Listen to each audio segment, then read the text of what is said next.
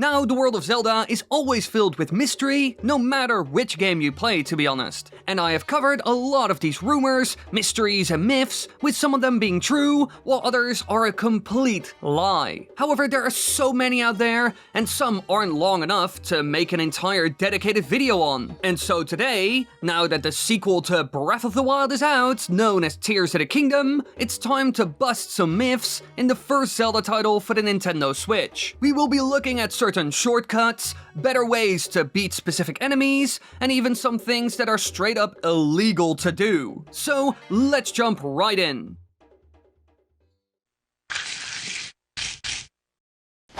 Number 15.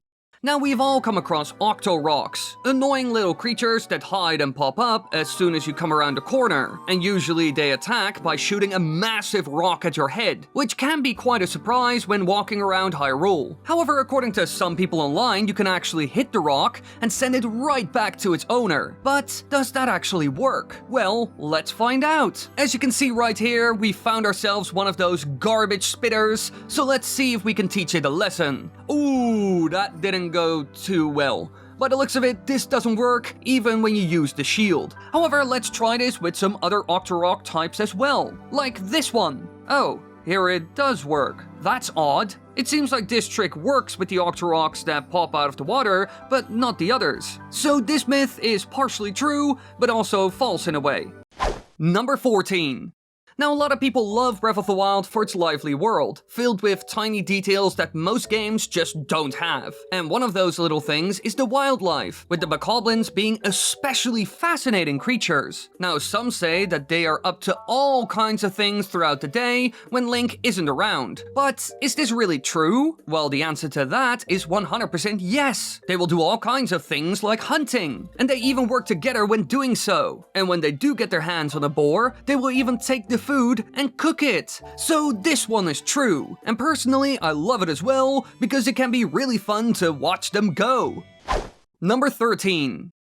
Now, in Breath of the Wild, there are two things that really piss me off, and many other players too. The limited amount of stamina, which is a problem when running around or climbing, and health that runs low due to all the enemies that try to kill you. However, quite recently, people started to make the claim that both of these problems can be solved using a little trick. Apparently, if you perform the inventory storage and arm glitch, you can end up in a state where you have infinite stamina and can't die. And crazy enough, this is 100% real, although it is quite tricky to pull off because it requires good timing. It all starts with the inventory storage glitch, which kind of messes with the game by making it think that you're in the Sheikah Slate menu, and then you must load a specific save. At that point, you just mess around in menus some more, talk to the horned statue or goddess statue, deplete your stamina, and jump into the water. At that point, the glitch is active and you can run around forever, climb anything, you're completely invincible, and so much more. Now, I don't really know how it works, but this one is completely true, although there is a chance it will soft lock the game. So if you're gonna mess around with it, be careful. Number 12. Now, while the bokoblins are a wonderful part of the wildlife, there are also a bunch of other animals that you can come across. Think of birds, bears, and deer. Now, usually you don't do anything with these animals unless you need food, which is a crucial part of the game. If you don't cook, you're in for hell because you need the buffs that they provide. But sometimes collecting ingredients can be hard. But according to the internet, there's one trick that you can use. If you go to Lurlin, you can come across schools of fish, which are perfect for making food that increases your defense or attack power, but catching all of them can be tricky. However, by using whistling and cryonis, you can catch an entire school. All you do is get on top of your ice pillar and whistle at the fish. Now, due to the noise, they will try to get away from you, and so you can push them towards the shore bit by bit until they end up on dry land, and you can collect loads of them. Really, it doesn't get any easier, and it 100% works. Personally, I only found out about this one quite recently, and man does it save a lot of time. Really, this is one of the best Zelda life hacks for food, and it's anything but a myth. Number 11. Now, when roaming the world, you will also come across certain locations that are very hard to access, or you can only get in if you have a specific outfit. One of those spots is Gerudo Town, which has an interesting rule when it comes to men. They aren't allowed in, and so in the game, you normally get a special outfit to fool the guards into thinking that Link is a girl. However, can you also get in without that incredibly expensive Gerudo set? Well, yes and no. I would say that this one is plausible. You can actually get into Gerudo Town, and there are multiple ways of doing so, either by using glitches like wind bombing, or by using something simple like a campfire. But there's a problem. It doesn't work forever. At some point you will get kicked out, which is the problem. So yes, you can get in, but in the end, you still need the armor set. Although it could be that the arms glitch that I mentioned earlier changes this, but with that one active, loads of cutscenes don't work, so it isn't perfect. I covered this in a dedicated video as well, which you can find in the upper right corner, so check that out after this video. Number 10.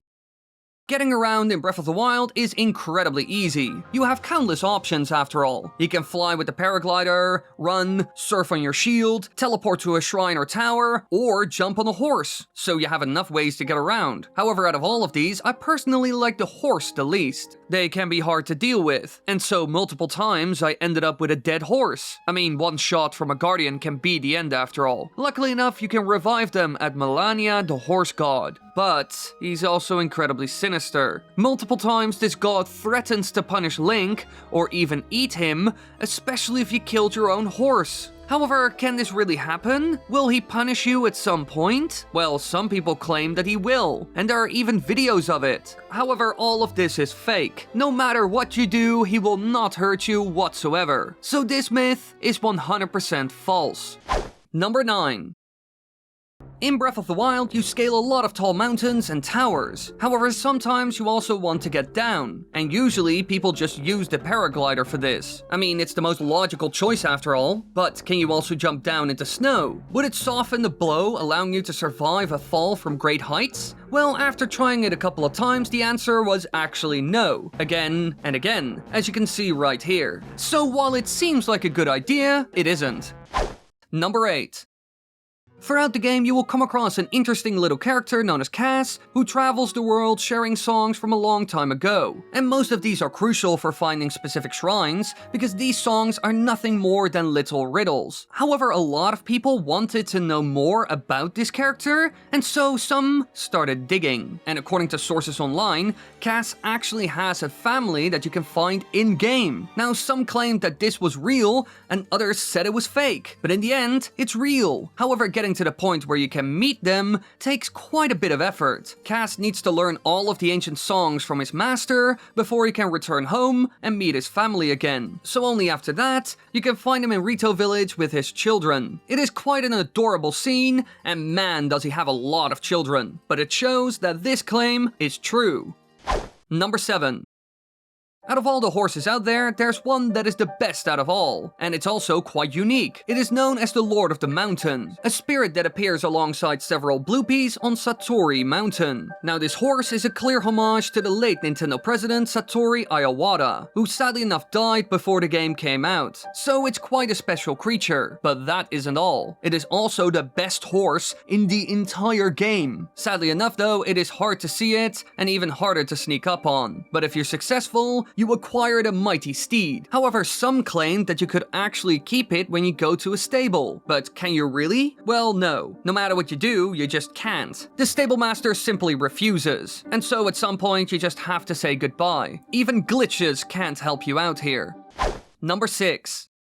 Now, this next rumor feels borderline illegal. It almost sounds like a scam. Some people online claim that by using a simple trick, you can actually make 25,000 rupees per hour in the game, which is an insane amount. If you just did this a couple of hours, you would never need any extra cash again. However, is this actually true? Well, yes, and pulling this trick off is actually quite easy, especially for how much you can make. All you need to do is go to the snowball minigame located at Pondo's Lodge in in the Hebra region. Here you need to do some little bowling game that can be quite hard if you don't know the secret trick. However, if you actually know how to position yourself perfectly, you can end up with a strike each time. You can make stupid money. That 25,000 rupees per hour claim is actually real and certainly possible. So try it out sometime.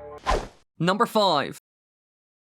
Now, as we all know, the Master Sword is a crucial weapon in the Legend of Zelda franchise. It's a weapon that can truly destroy evil. And so it is once again seen in Breath of the Wild, but this time it can actually run out of energy and is unusable for a while at that point. Now, while a lot of people hate the whole weapon breaking mechanic, it is actually crucial for the open world, because without it, the entire game would just break. And so obviously, the Master Sword can't be used continuously. However, some people claim that the Master Sword would actually leave your inventory. Instead of it running out of energy and being a useless steel stick in your inventory, it would go back to its pedestal. But is this real? Well, actually, yes. This was originally a feature that was cut from the game, but it can still be seen. If you pull off a little trick, you can see that the Master Sword shoots up like some sort of blue beam, and it says, the Master Sword has returned to the forest. So by the looks of it, the blade would have gone back to the forest as soon as it ran out of energy. Or you could just drop it to make space in your inventory, which shows that this rumor is actually true, even though you're not supposed to see this in-game. Number 4.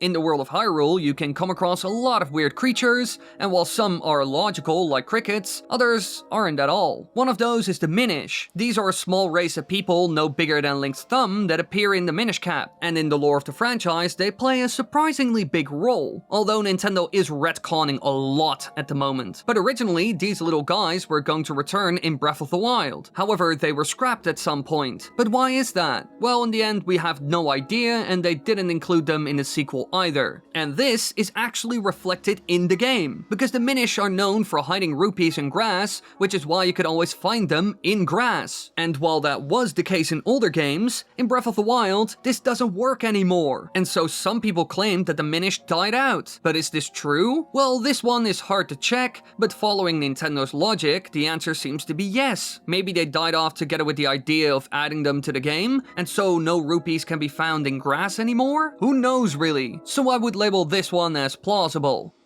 Number 3. Now, when the game first came out in 2017, people first had to deal with the introduction area of the game known as the Great Plateau. Here you learn some of the game's basics, acquire the powers of the Sheikah Slate, and hear about the grim fates of the world of Hyrule. However, while some people love this little tutorial, you kinda get sick of it at some point, and so people would try to skip it. And of course, some people did this just to see if it could be done. However, Nintendo created a special barrier to stop players from doing this. So once you jumped off without finishing what had to be done, you would get warped back or die because you don't have the paraglider. But can you actually escape this place without completing the 4 shrines? Well, yes and no. There are multiple ways to get off the plateau, using some of the Sheikah Slate powers like stasis or the bombs. And using those, you can actually get to the rest of Hyrule and leave the Great Plateau. So it works, right? Well, no. Because while you can roam around for a bit, at some point, especially if you go too far, you will get teleported back. You some sort of void out, almost like you fell into some sort of hole, and then you wake up right outside of the Shrine of Resurrection. So yes, you can get off, but the whole party ends rather quickly because there's clearly an internal flag in the game that isn't checked, and so it puts you back each time. Number 2. Now sure, you can't escape from the Great Plateau or enter Gerudo Town using tricks, because in the end the game catches up and you're screwed. However, there might be one last place you can enter more easily. Korok Forest, where the Master Sword can be found. Normally you go through the Lost Woods by following the flame of a torch, which can take a bit of time. And if you go off route, then you will get lost and are teleported back to the beginning. So you got to pay attention. However, according to some, you could also use the wind bombing trick to get to the Korok Forest, allowing you to skip the whole Lost Woods section so you can unlock the shrine there and then just teleport in anytime after that. But will this work? Or do you zone out again? Well, surprisingly enough, it works. So you don't always zone out. Number 1. Alrighty, now that we are in the Lost Woods, we have the opportunity to test another rumor. Can you get your hands on the Master Sword early? Because normally you need to have a minimum of 13 full heart containers to pull it out of the pedestal. Otherwise, you're not strong enough and will actually die when doing so. But is there really a way to get around this? Well, some people claim that there's actually a good trick to get it early that is also shockingly easy. All you do is set up a campfire next to it, look up, rest at the fire, and then when the game loads in again, spam the A button. At this point, the game hasn't fully loaded in, and so it allows you to grab the blade without the whole health test. And shockingly enough, this really works, and it's really easy to pull off. So if you want it early, give this one a try, because I bet you can do it. Now those were 15 myths and rumors in Breath of the Wild, but I covered so many others in completely dedicated videos, so be sure to check them out. Thank you all so much for watching. I hope you enjoyed this video. Let me know what you thought about this video. Do you like this kind of topic? Should I do more? I have stuff I could do like Ocarina of Time, Twilight Princess, Super Mario Galaxy, Super Mario Sunshine, Super Mario 64, so many others. There's so much. I found so much cool stuff. You don't want to know.